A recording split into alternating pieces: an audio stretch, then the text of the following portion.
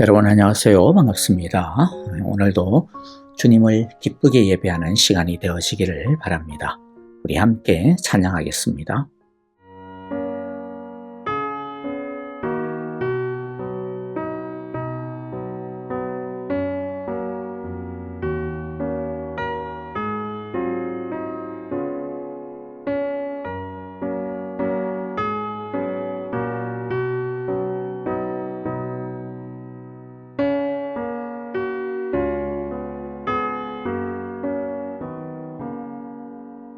내 주를 가까이 하게 함은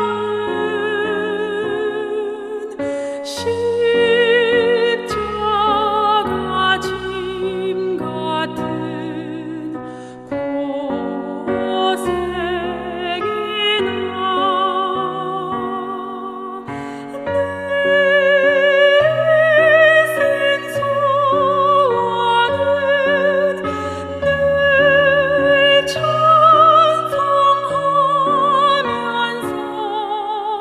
주께 더 나아가기 원합니다. 내 고생하는 것 옛 야곱이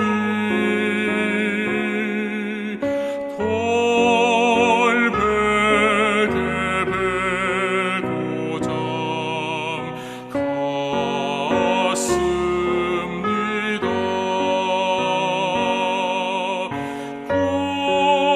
꿈에도 소원이 늘 찬송하면서 주께 더 나아가기 원합니다.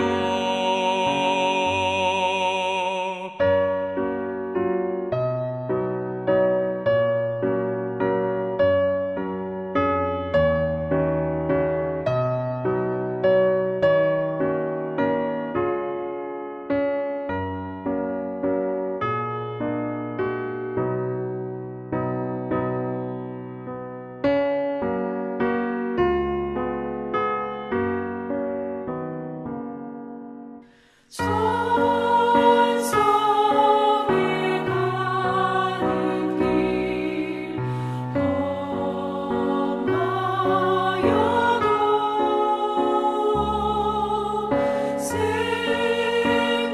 생명길 되나니 은혜로다.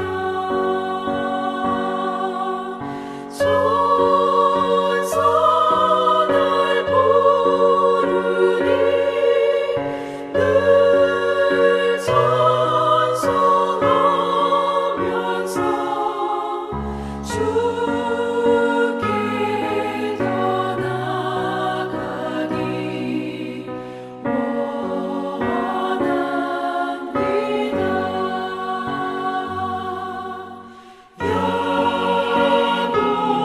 야곱이 잠깨어 일어난 후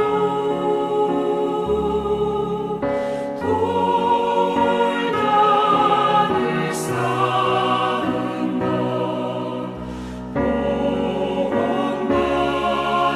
본받아서 숨질 때 되도록 늘 찬송하면서 주께 더 나아가기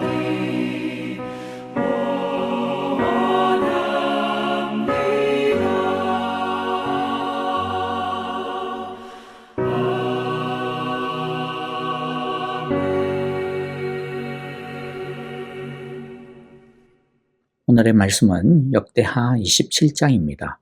오늘은 1절부터 9절 아주 짧은 말씀인데요. 우리 영상을 보면서 한 절씩 한 목소리로 같이 읽도록 하겠습니다. 제27장. 요담이 왕위에 오를 때 나이가 25세라. 예루살렘에서 16년 동안 다스리니라. 그의 어머니의 이름은 여루사요 사독의 딸이더라. 요담이 그의 아버지 우시아의 모든 행위대로 여호와 보시기에 정직하게 행하였으나 여호와의 성전에는 들어가지 아니하였고 백성은 여전히 부패하였더라. 그가 여호와의 전 윗문을 건축하고 또 오벨 성벽을 많이 증축하고 유다 산중의 성읍들을 건축하며 숲을 가운데에 견고한 진영들과 망대를 건축하고 암몬 자손의 왕과 더불어 싸워 그들을 이겼더니 그 해에 암몬 자손이 은 100달란트와 밀 10,000고르와 보리 10,000고르를 바쳤고 제2년과 제3년에도 암몬 자손이 그와 같이 바쳤더라. 요담이 그의 하나님 여호와 앞에서 바른 길을 걸었으므로 점점 강하여졌더라. 요담의 남은 사적과 그의 모든 전쟁과 행위는 이스라엘과 유다 열왕기에 기록되니라. 요담이 왕위에 오를 때 나이가 25세요 예루살렘에서 다스린 지 16년이라. 그가 그의 조상들과 함께 누움에 다윗 성에 장사되고 그의 아들 아하스가 대신하여 왕이 되니라. 오늘의 말씀은 남유다의 11번째 왕이 되는 요담 왕에 관한 내용입니다. 2절에 보면 요담에 대한 평가가 나옵니다. 세 가지 내용이 나오는데요. 2절을 읽어보면 그는 아버지 우시아가 한 것을 그대로 본받아서 주님께서 보시기에 올바른 일을 하였으나 그의 아버지와는 달리 주님의 성전에는 들어가지 않았다. 그러나 백성은 계속하여 악한 일을 저질렀다. 이 2절을 중심으로 좀 살펴보려고 합니다. 첫째, 우리는 요담의 지혜를 잘 보고 배워야 하겠습니다.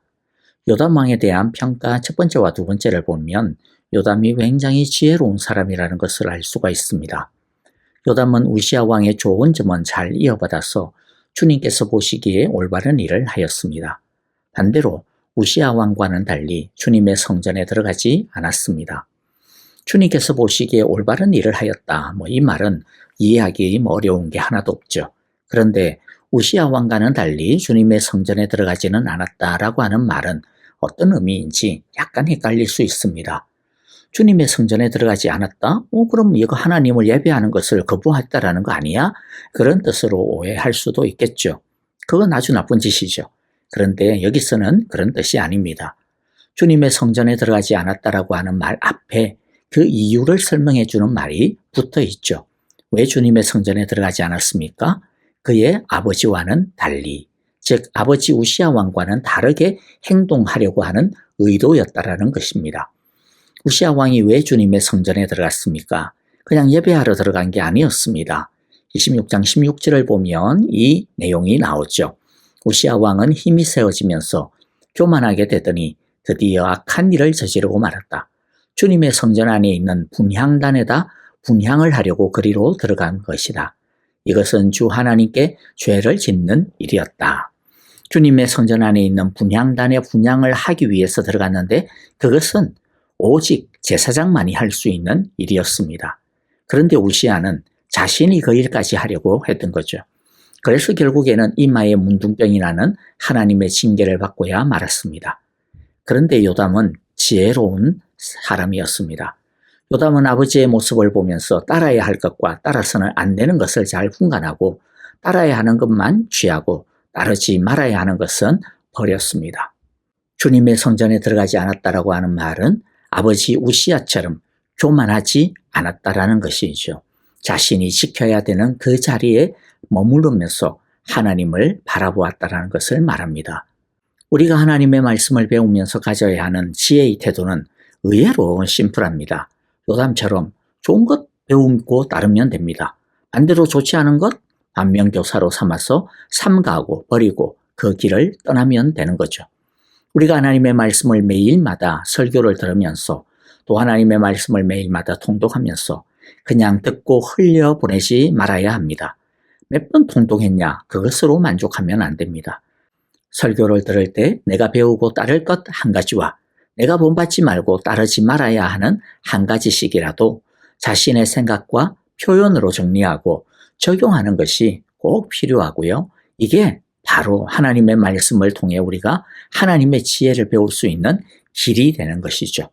그러므로 우리 모두 요단과 같은 말씀의 지혜를 가지게 해달라고 기도하시기를 바라고요. 그리고 기도만 하지 말고 요담처럼 배울 것은 배우고 버릴 것은 버리는 구체적인 적용을 꼭 함으로써 날마다 주님께서 보시기에 올바른 길로 행하는 우리 모두가 되어지기를, 주님의 지혜를 배우는 우리 모두가 되어지기를 간절히 기도하고 축복합니다.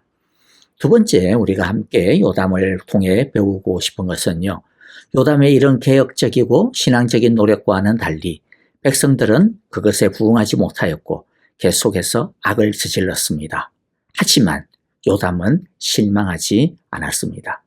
자, 이것은 당시 유다가 요사밧 사후에 요람 왕으로부터 아하시야, 아달랴, 요아스, 아마시아, 우시야를 지내면서 얼마나 영적으로 깊은 골병에 들어있는지를 보여주는 대목입니다. 특히 요람과 아시야, 아달랴 그리고 요아스의 후반부를 거치면서 일반 백성들 사이에 뿌리를 내린 아세라 우상숭배와 바알 우상숭배 등 각종 가나안의 우상숭배 등은 중간중간 몇 차례 진행되어진 대각성운동과 신앙갱신운동에도 불구하고 없어지지 않을 만큼 끼리 골수에까지 박혀버렸습니다. 이것을 해소하려면 일반적인 신앙갱신과 부흥운동으로는 택도 없었습니다.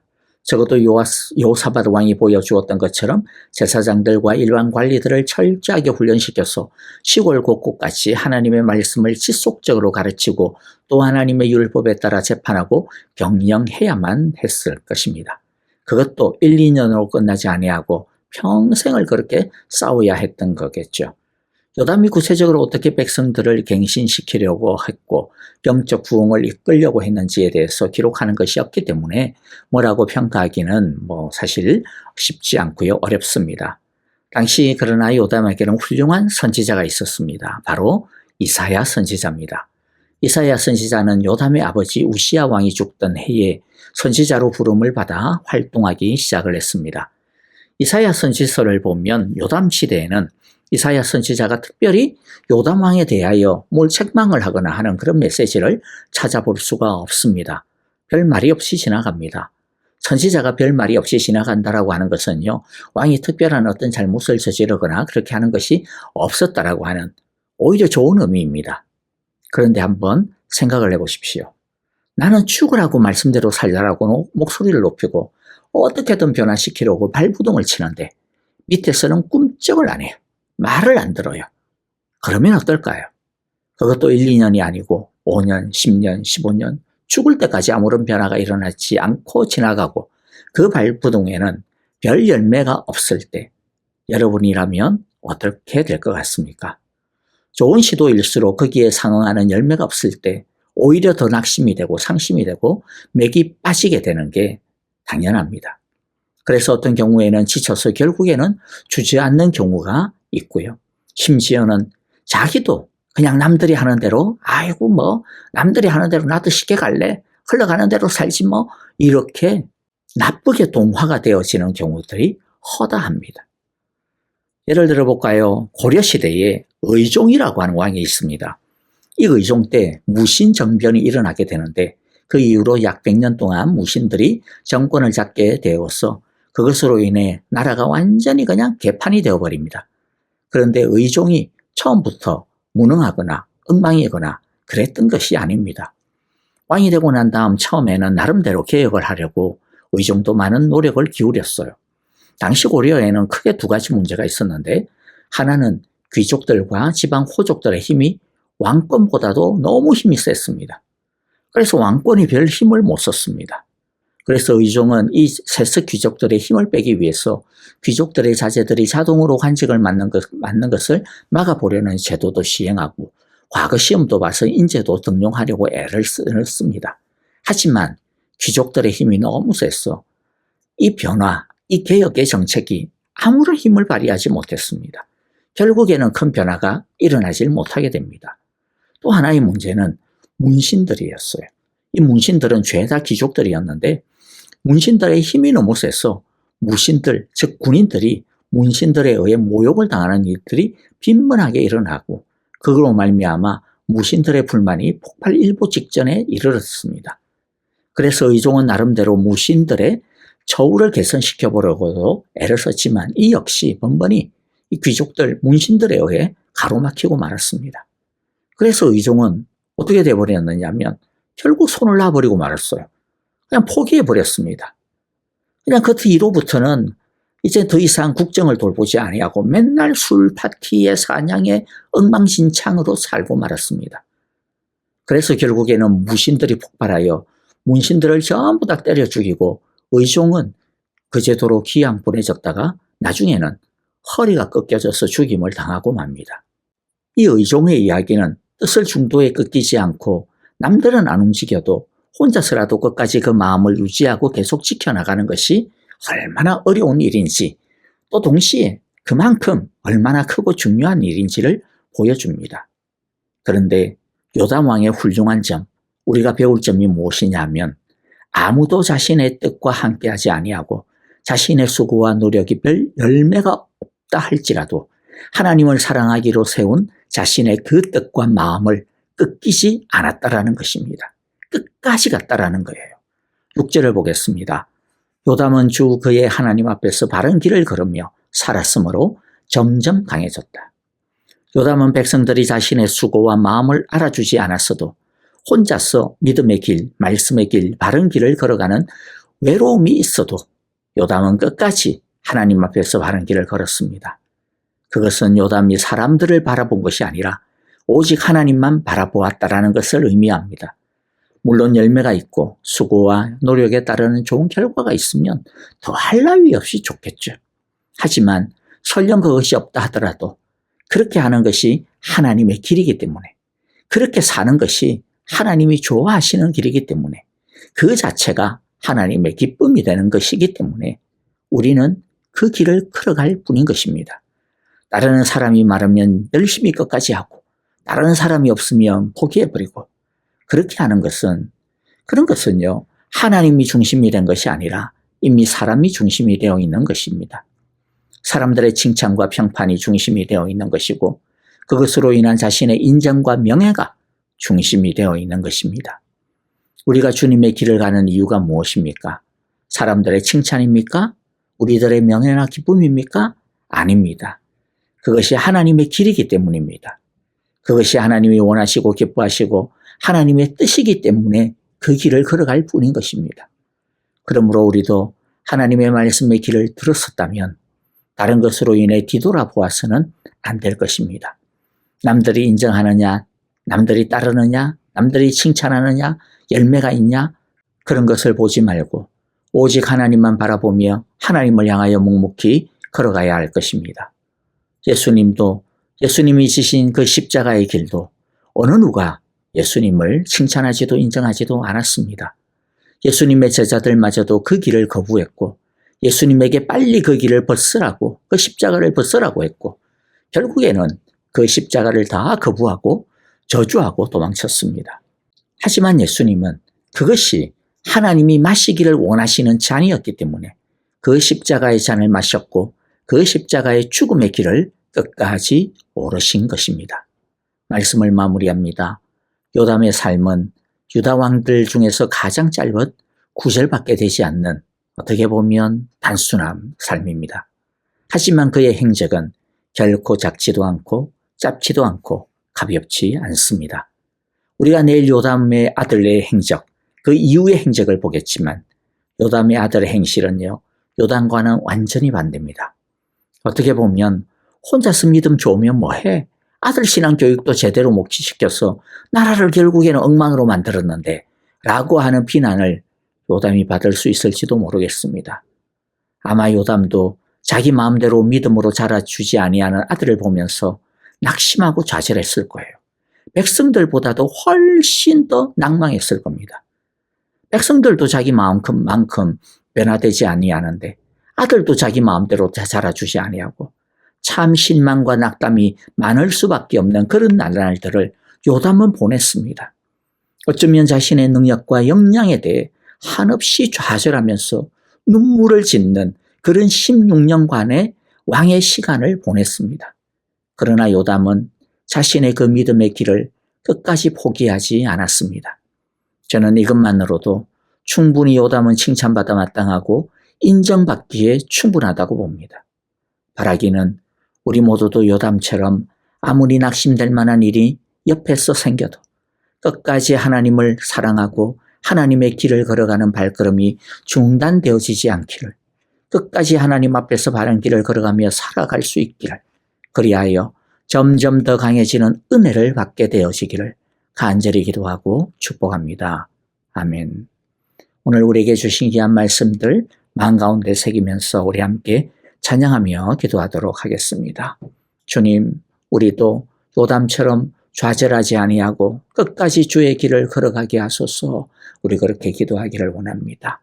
우리 형제자매님들을 바라보시면서 기도하시고, 그리고 또 우리 아프신 성도님들 바라보시면서 우리 성도 아프신 분들 좌절하지 아니하고 끝까지 믿음의 길, 끝까지 주를 향한 소망의 길, 주만을 바라보는 사랑의 길을 걸어가게 하소서. 그 길 가운데 하나님의 은혜로 깨끗게 하시고 치유하여 주소서라고 우리 함께 기도하기를 원하고요. 선교사님들을 위하여서도 우리 함께 끝까지 포기하지 아니하는 그 믿음의 길을 걸어가게 하소서. 은혜를 주소서. 성령을 충만케 하소서라고 기도해 주시기를 바랍니다. 이번 주일에 우리 창립 6주년 기념 예배와 더불어서 우리 정상준 선교사님 오셔서 말씀 전해 주십니다. 함께 위하여 기도해 주시기를 바라요. 같이 찬양하며 기도하겠습니다.